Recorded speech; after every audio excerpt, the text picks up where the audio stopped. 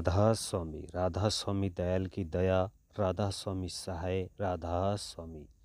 प्यारे सत्संगी भाइयों बहनों, हुजूर महाराज जी ने संगत पर अपार दया करते हुए अपने सत्संगों से चयनित इन साखियों का संकलन पुस्तक के रूप में तैयार करवाया है। आशा है कि आध्यात्म प्रेमी इसे पढ़कर सुनकर लाभान्वित होंगे। सो किस तरह फरमाते हैं महाराज जी, सुनिए। महात्मा बुद्ध बौद्ध धर्म के संस्थापक थे।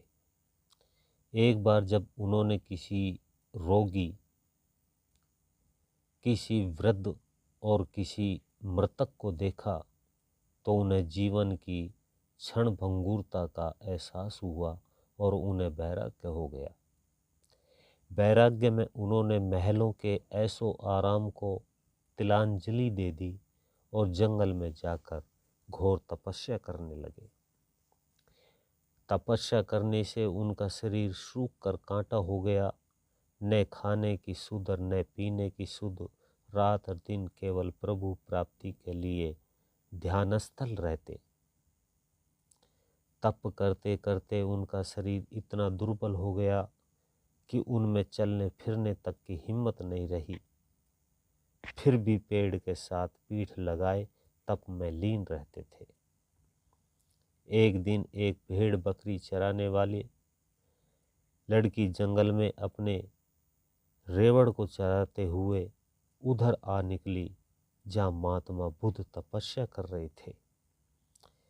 लड़की की दृष्टि जब उस पर पड़ी तो पहली नज़र में उसने सोचा कि ये इंसान का कंकाल या पिंजर है।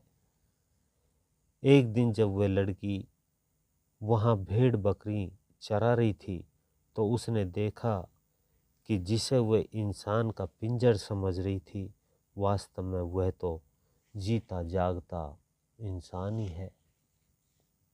क्योंकि आज महात्मा बुद्ध ने अपनी आंखें खोल रखी थी। लड़की ने आश्चर्य से उनसे पूछा कि आप कौन हैं? महात्मा बुद्ध ने कहा कि मैं भी आपकी तरह इंसान हूँ। लड़की ने कहा कि मैं आपको कई दिन से देख रही थी। आप न कुछ खाते पीते और न नज़र आए और न ही आप अपने शरीर की सफाई के लिए नहाते धोते हुए हैं। मैंने भूल से आपको इंसान का पिंजर समझ लिया था। आप आंखें बंद करके क्या करते थे? महात्मा बुद्ध ने कहा कि मैं प्रभु भक्ति के लिए मैं अब तपस्या कर रहा हूँ। प्रभु प्राप्ति के लिए मैं तपस्या कर रहा हूँ। लड़की ने उससे पूछा कि यहाँ जंगल में आप क्या खाते पीते हैं? महात्मा बुद्ध ने कहा कि मैं कुछ भी नहीं खाता पीता, केवल साधना करता हूँ। लड़की ने फिर पूछा कि साधना किस चीज़ से होती है? महात्मा बुद्ध बोले कि शरीर से। लड़की बोली, लेकिन शरीर को तो आपने जर्जर बना लिया है।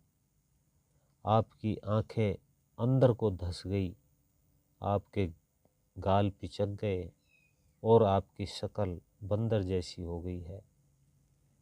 महात्मा जी, आप भूल में हैं। अगर आप तपस्या से प्रभु प्राप्ति करना चाहते हैं तो पहले शरीर को कष्ट देना छोड़कर अपने मन को समझाओ, इसे काबू में करो।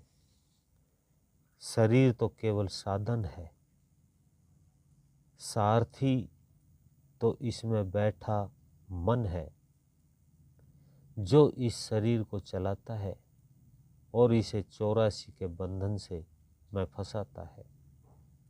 ये सुनकर महात्मा बुद्ध की आंखें खुल गई।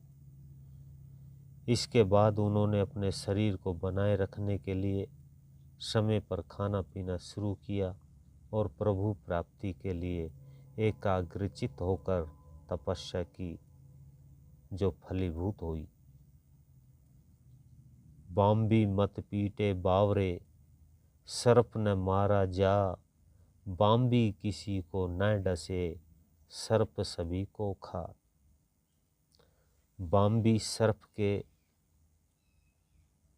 घर या उसके बिल को कहते हैं जहाँ सांप रहता है। हमारा शरीर बाम्बी है और हमारा मन इसमें रहने वाला सांप है। बाम्बी किसी को नहीं डसती, मन रूपी सांप ही डसता है, और किसी को ये डसता है उसे फिर होश नहीं आने देता और वह 84 में बार बार जन्मता और मरता रहता है। बाम्बी को कूटने और पीटने से सांप मारा नहीं जाता, बल्कि इसमें सांप द्वारा डसने की संभावना और अधिक बढ़ जाती है। इसलिए मन को साधो, इसे काबू में करो। मन के काबू करने से तन अपने आप काबू में आ जाता है।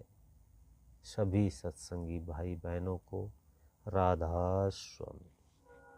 भी आप सुन रहे थे परम संत सतगुरु कंवर साहिब महाराज जी का ये सत्संग। ऐसे ही और सुनने के लिए वीडियो को लाइक करें, चैनल को सब्सक्राइब करें, ज़्यादा से ज़्यादा शेयर करें। सभी सत्संगी भाइयों बहनों को राधा